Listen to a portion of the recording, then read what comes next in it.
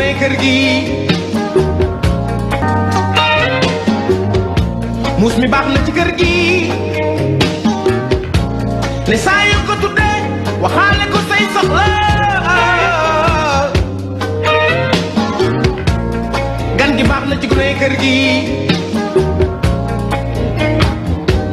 ne lu fi reer ñu faat ne maam yaa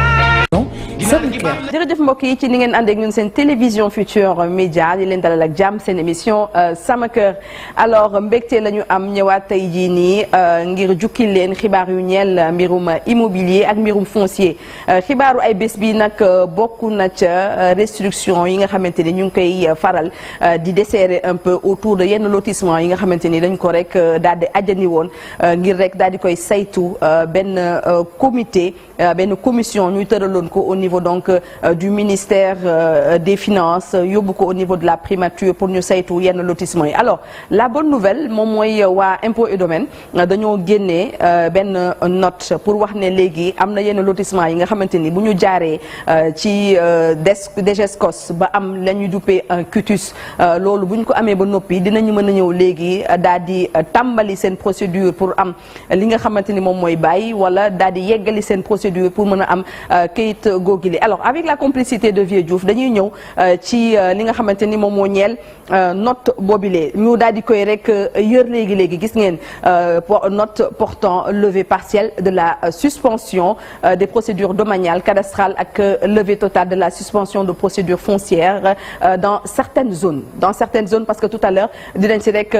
daal di ñëw gis ngeen dañoo génnewoon benn note ci avril 2024 pour wane ne am na yenn lotissement yi nga xamante ni dañ ko rek daal di ajandi bokk na ca buñ koy lire kon ci circulaire bi mais lu ci mel ni BOA Dakar lotissement Hangar Pèlerin donc ci Dakar lotissement Éogène 1 ak 2 Dakar lotissement bu Terme Sud Dakar recasement 2 bu cité Batterie ci Dakar Eugébos bu Diamalaye zone littorale du département bu Dakar maanaam corniche est ak corniche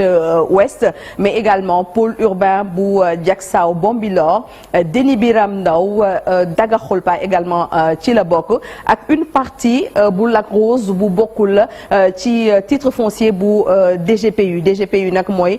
donc délégation générale à la promotion pôle urbain de Diamniadio et du Lac Rose mais également le plan d'aménagement de la ville de Thiès lotissement ba ñuy woowee Mbourkat ca Thiès site bu Pointe Sarène ca Mbour bu bokkul ci SAPCO mais également zone bu Ndiébène Gandiol bu assiette foncière bu TF numéro 136/SL bu Saint-Louis alors zone yi moom moo nekkoon zone yu ñu ne woon lotissement yooyu dañ ko rek daal di ajandi pour saytu ko ba ñu ajandee mbir mi ba daal di koy saytu ci biir commission yi ñu tàmbali liggéey ak DGESCOS pour ñu daal di joxe quitus boo leen bëggee am quitus nag si kanam dinañ leen wan waxtaan bi nga xamante ni sekkoon nañ ko ak colonel Ba mi jiite DGESCOS mu expliqué leen quitus bi nuñ koy rek daal di amee dinañ ci ñëw ci kanam mais ci biir note bi dañoo ñëwaat ci leneen dañoo ne ku am quitus ci yenn ci lotissement yi mën nañ la daal di jox wala nga wéyal sa procédure au niveau donc des domaines mais bu ñu xoolee beneen page bi vieux dafa am ay lotissement yi nga xamante ni lotissement yooyu noonu bokk na ca lotissement Éogène 1 ak 2 bu cité Batterie mais également bu zone des taxis Asegna ANACIM nekk ci lotissement bu Hangar des Pèlerins plan d'aménagement de la nouvelle ville de Thiès mais également partie bi situé diggante géej gi ak VDN bi ci PUD bu Guédiawaye ak Malika lotissement yi nii moom bokkul ci ñi ñuy jox quitus donc lotissement yi bokkul ci ñi nga xamante ni mën nañu wóyal seen kon demande de bail wala yeneen procédure domaniale yi nga xamante ni donc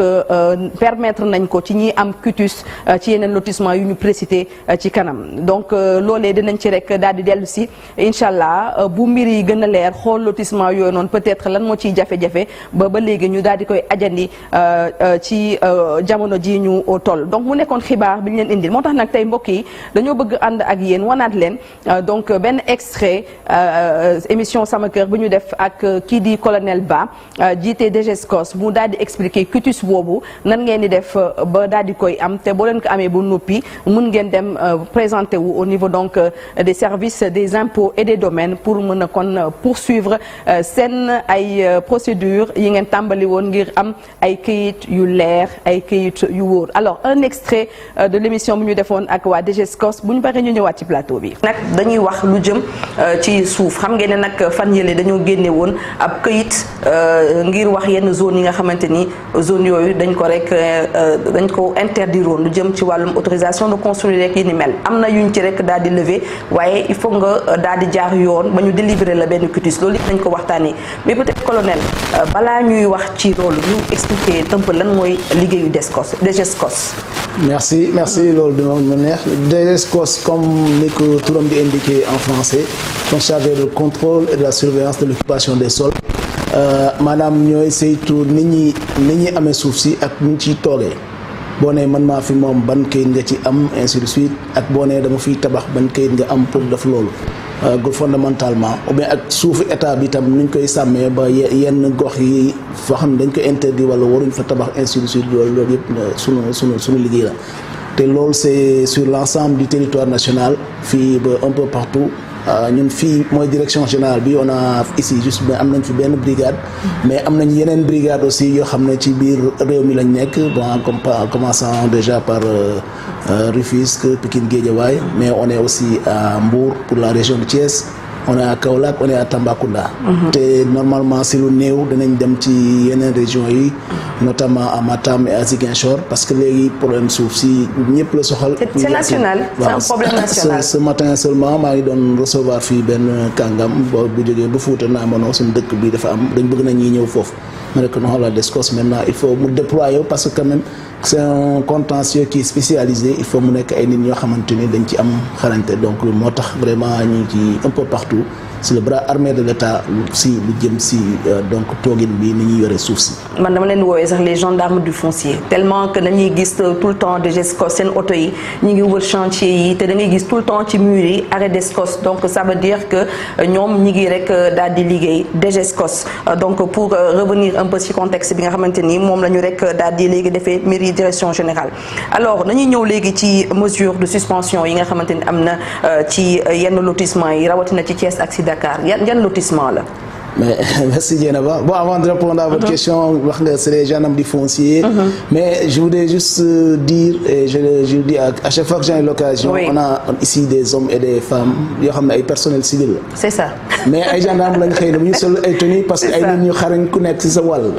ñuy intervenir ñuy jàppale ay topographe ay environnementalistes branche yu nekk. mais c'est des civils ñoo xamante ni ñun ñooy liggéeyaloo ensemble. et peut-être ñooñu suñu deful woon suñu liggéey on pourrait rien faire peut-être seen domaine ñoo ci ëpp xam-xam foofu. donc vraiment il y a des hommes et des femmes civils ak militaires même si gendarmes yi ñoo ci nekk peut-être ñoom ëpp lañ ci gis mais ci ginnaaw. il y a beaucoup de techniciens donc yu leen di jàppale. Cela dit pour ce qui est donc sa question bi effectivement on a eu à arrêter sur certains donc lotissements. pendant benn moment. mais je pense que loolu logique la et c'est tout à fait légal gouvernement bu ñëw dañ lay may ce qu'on appelle moratoire. c'est juste un moratoire normalement un moratoire c'est 3 mois une fois ça va dépasser mais minimum 3 mois nga xam ne may nañ la nga aj lii ba saytu lan moo nekk ci biir et puis mën ci jël décision. Et je pense que loolu boo ñëwee bees il faut quand même am nga droit. nga saytu ce qu'on fait nga saytu. xool ce qu'on a fait ici est-ce que ndax jaadu na ndax baax na ou bien nga xam sax li nekk ci biir. mais c'est juste un moratoire et c'est parfaitement légal et loolu lañ def. donc jël benn décision donc pour suspendre ñu wax. wala arrêter ça suspendre ay chantier donc c'est pas juste une suspension après ñi fa am droit légalement constitué dañuy jëlaat seen droit. la preuve on a recommencé à délivrer ay quitus ñoo xamante ni mën nañ jëlaat seen terrain am na sax ñoo xam ne commencé nañ ba pare kon rush bi mi ngi ñëw gaa yaa ngi ñëw fii ni déposer ci dossier yi pour quitus bi. Ah oui, les gens nit ñi ñu ngi ñëw bu baax a baax. bu baax a baax je pense actuellement je veux pas donner joxe ay chiffres yu erronés mais ñu ngi ci ay plus de 3000 yu déposé.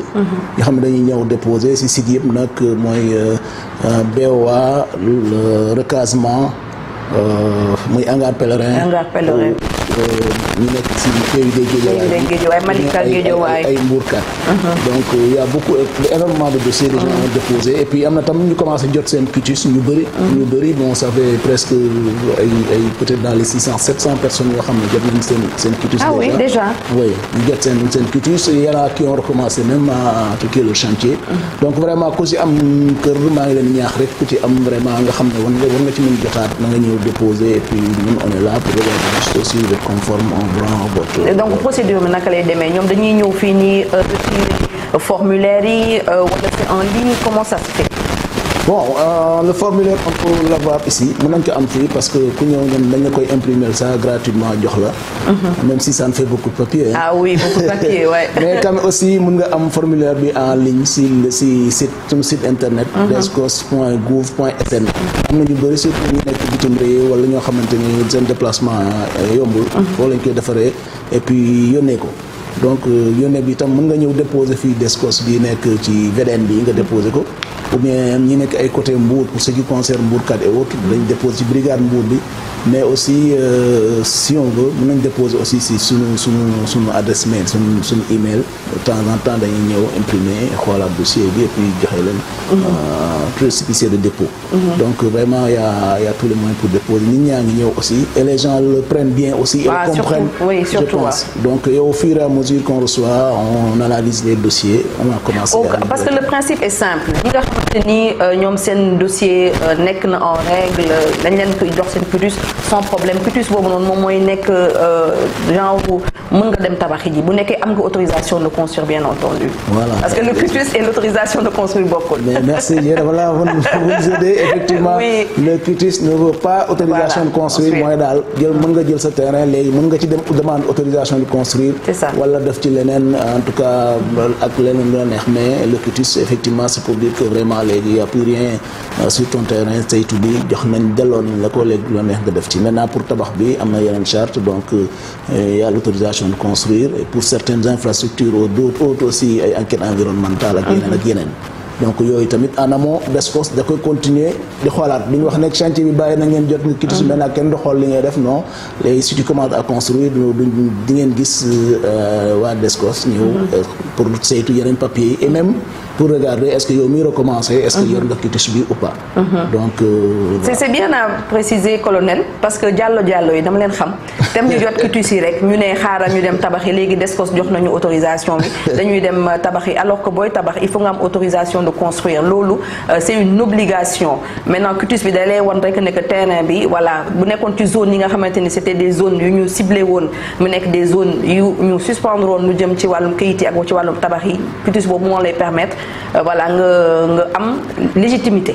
voilà légitimité. exactement waxoon naa la ma lay faral tey colonel. non yow moom macha allah yaa ngi ñuy waxal bu baax a baax et vous avez bien fait d'insister sur cette affaire d'autorisation de construire. malheureusement les Sénégalais vous avez pas l'habitude. même si mi ngi ñëw tuuti à avoir l'autorisation de construire quel que soit li ngay tabax. c'est important pour la sécurité c'est important aussi pour l'organisation globale même de la ville. Mais de plus en plus muy ñëw avant je suis on demande enfin les gens pensaient que c'est les grands immeubles et tout simplement qui devaient avoir mais tout le monde ku war a tabax kër da nga war a am autorisation de construire même si tu es au Fouta ou n'importe où da nga war a am autorisation de construire et il faut nit ñi loolu ñu koy sóoraale si seen li ñuy def buñ bëggee tabax ñu dem fu ñu war a laajee autorisation ñu jox leen. si votre plan est conforme on vous le donne naturellement. donc ñëpp war nañ ko wut. voilà il y a des questions yi nga xamante ni moom mooy nekk ci formulaire yi des questions donc à répondre bien entendu maintenant colonel jëmee ko ci délai bi délai de procédure bi est-ce que da ngeen am un délai bi nga xamante ni doo leen ko dépasser wala mbir yi dina gaaw parce que nee nga ma 3000 presque 3000 personnes ñoo nañu déposé am na c'est peut-être plus 600 yi nga xamante ni délivré ngeen quitus délai bi naka lay demee ça prend du temps. Bon, normalement enfin ça prend pas trop de temps mais quand même il faut reconnaître c'est beaucoup de travail qu'il y a derrière liggéey bu bëri la ci ginnaaw donc actuellement ñi seen ay équipe bu nekk yor ay lotissement et ñiy def et puis aussi il faut ñu saytu am nañ ay matrices de comparaison qui nous permettent xam dossier bu ñëw boo xamante ne amul dara luñ ci kii dañ koy génne dans les 2, 3 ou 4 jours ou une semaine, ça dépend. Le reste là aussi après ñi nga xam ne dañuy laaj ñu xool leur dossier plus à fond loolu tamit ça prendra un peu de délai. Mais li may wax nit ñi rek mooy def nañ patience ba ñu yegg fii léegi moom incha allah. on est vraiment waaw ñi nga xam ne vraiment dañ am seen yëf amee ko ni ñu ko war a amee. incha allah dañ leen koy delloo ci ni ñu leen ko war a delloo. nañu dal rek et puis xam ne que on est en train de travailler pour eux, on est en train de travailler pour le Sénégal li ñuy def liggéey bu am solo la pour ñëpp. Donc ñu ngi ci jublu en tout cas ceux qui peuvent aller très vite ñu ngi koy def très vite pour ñuy jot ci ñi nga xam ne aussi dafa laaj peut-être un peu plus de travail day jël un peu plus de temps naturellement. Mais ñëpp incha allah daal bi ci war a jot dinañ jot seen kayit numéro yi. Et par rapport ak quitus bi bu nekkee par exemple di déposer na joxuñu ko quitusam est-ce que am na possibilité ñëwaat déposer wala joxewaat d'autres voies et recours yi nga xamante ni dinañu saytuwaat son dossier. Bon, il y a pas en fait on peut pas parler de voie de recours parce que duñu téye sax dossier yi ñu ciy déposé fii yëpp dañ leen di càmbar yu ci nekk. waaw maintenant suivant le niveau ou bien suivant la complexité dañ koy jëlal décision. wala décision bi ñu war a jël fii la ou bien dañu war a jël dans le cadre d'une commission ou bien ainsi de suite. Après ku ci nekk dañ la wax résultat sa dossier donc il y a pas de dossier qui va être omis dossier yëpp vont être regardés et examinés de la même façon et puis après outcome comment on appelle ça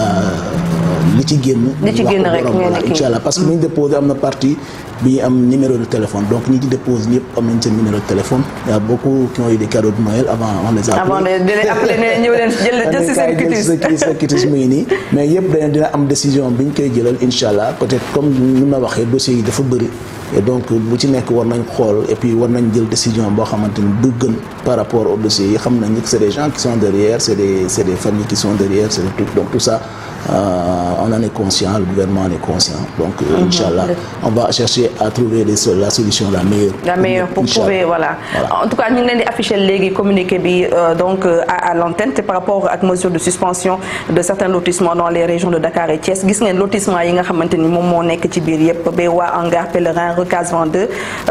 lu jëm ci Eugène la ñuy wax ne Eugène 1 donc Eugène extension plan d'urbanisme de taille mooy PUD bi Mbour 4 nouvelle ville de Thiès gis ngeen ko donc ci image yi mais ci suuf dañoo ne lu jëm ci plan d'aménagement de la nouvelle ville de Thiès ak aménagement bu Ndiébène Gandiol ñu ne les décisions relatives au traitement des attributions seront notifiées ultérieurement aux personnes concernées donc ñoom bokkuñu ci quitus yi. Voilà ñoom bokkuñ ci pour le moment. Parce que comme je dis rek dafa am ay kii bëri liggéey bu bëri ñu sëmmandoo donc yooyu jotuñ ci woon yegg donc commission bi parewul si yooyu et puis yooyu tam le moment venu bu jotee rek incha allah dinañ wax outcome enfin liñ ci am et puis comme ça ñi nekk foofu nga xam ne ça les concerne ñu jox leen ay quitus peut-être ñu Ndiébène Gandiol même il y a pas beaucoup de gens qui sont installés là-bas boobu moo am problème mais pour les autres en tout cas ça va se faire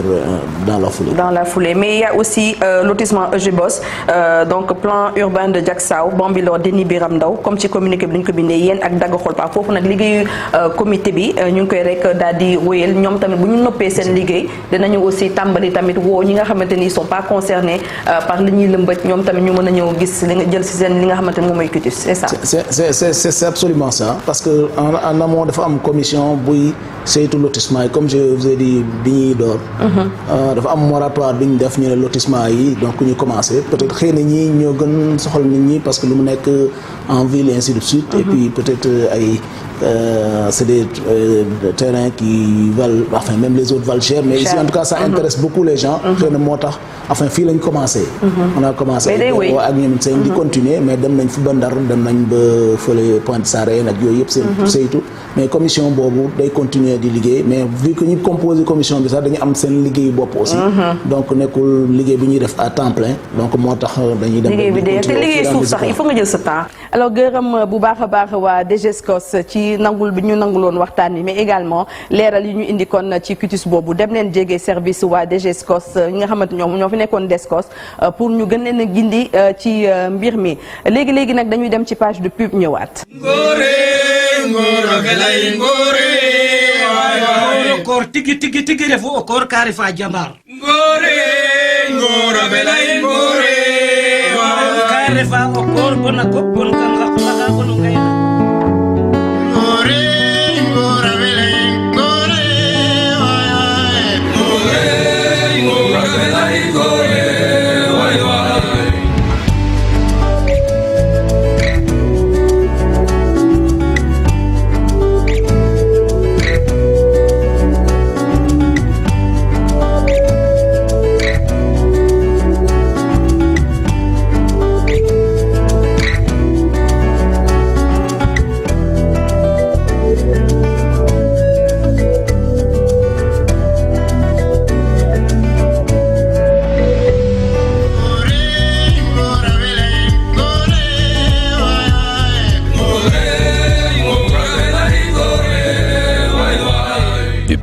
1948, Sococim construit le Sénégal. waa Sococim Industrie suñuy partenaire di leen gërëm bu baax a baax ciment yu baax yi ciment yu ñu certifié yi donc ñuy faral di ànd ak ñoom lu bëri ci seen ay activités bokk na ci activités yi ñuy ànd ak ñoom tey mooy seen retraité yu ñu doon màggal ci ay bés bi ñooñu liggéey Sococim ba retraité donc ala kulli al il faut kon ñu sargal leen tatagal leen moo tax ñu ànd ak yéen ci image ci seen émission sama kër pour wane na kon cimenterie bi di Sococim du rek cimenterie buy defar ciment waaye lu jëm ci wàllu personnel am également nañ ci bàyyi xel bu baax a baax. ne saa yoo ko dàqee wax ci say soxla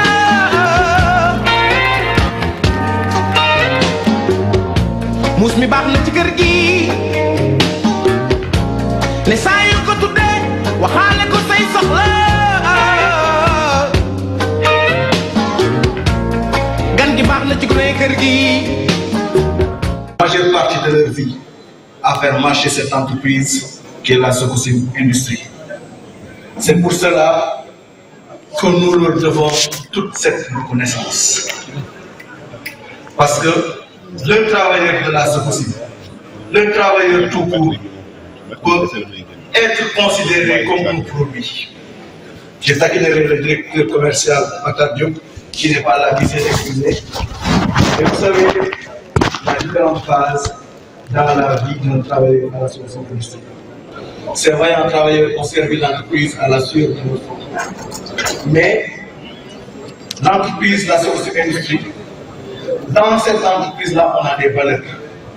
Et ces valeurs-là ne se limitent pas à la relation travailleur-employeur ou à la relation de travail et à la fin du mois, on me donne mon salaire. Nous allons bien au-delà de ça. tey jii bésu mbégte la ko man ndax ku def 38 ans 2 mois 478 bulletins de salaire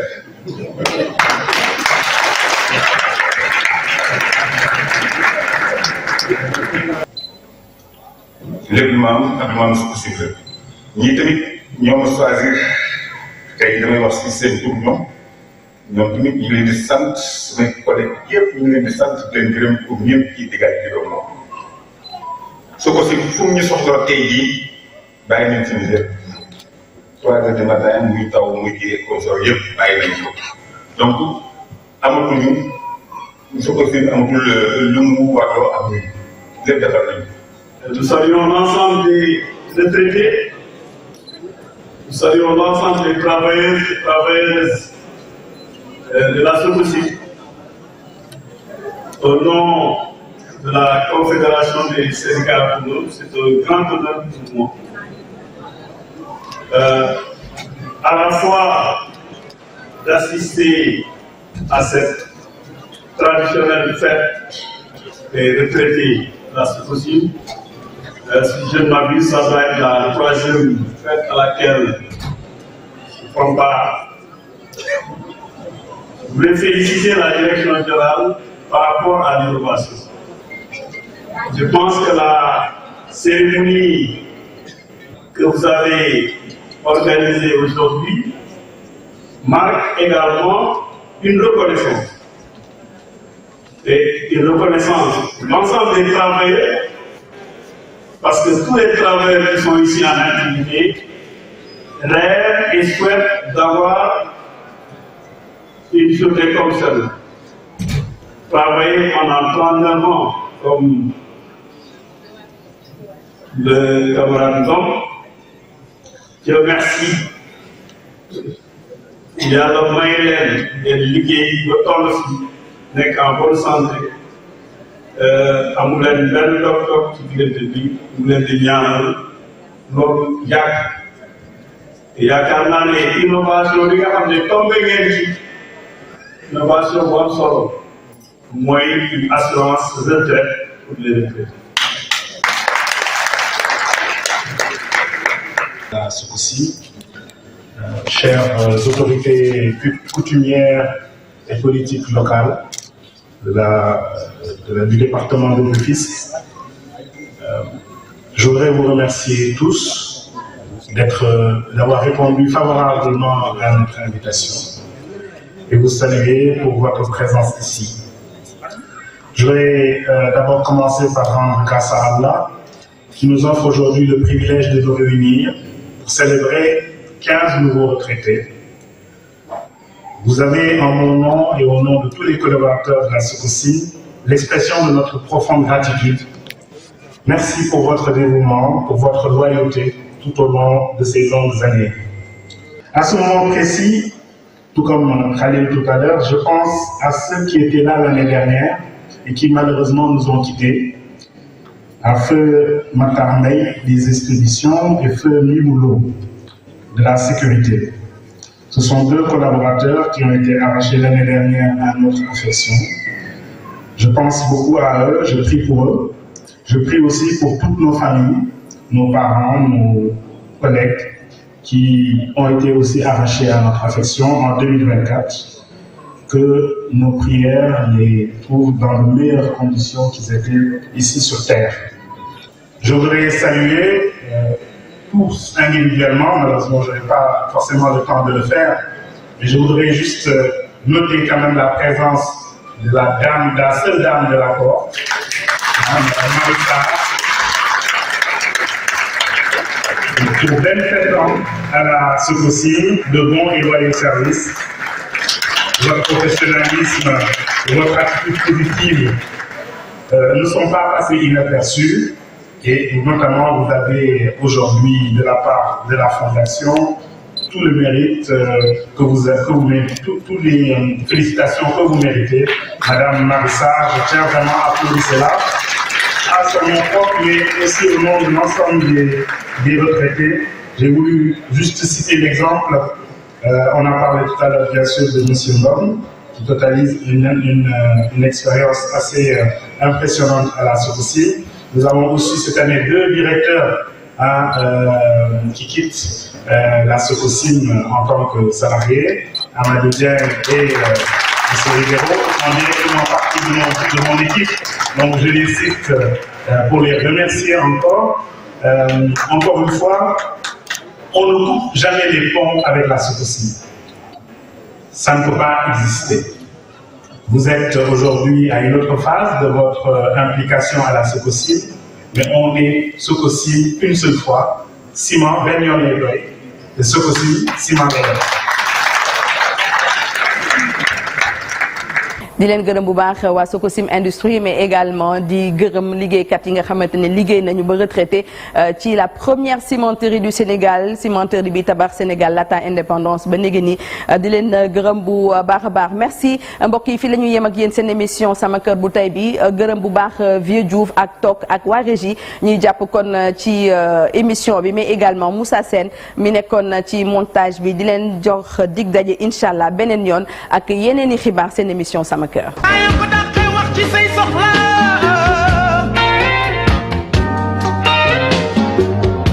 muus mi baax na ci kër gi ne saa yu ko tuddee waxaale ko say soxla gan gi baax na ci gune kër gi ne ko say soxla SOCOSIM. gan gi baax na ci gune kër gi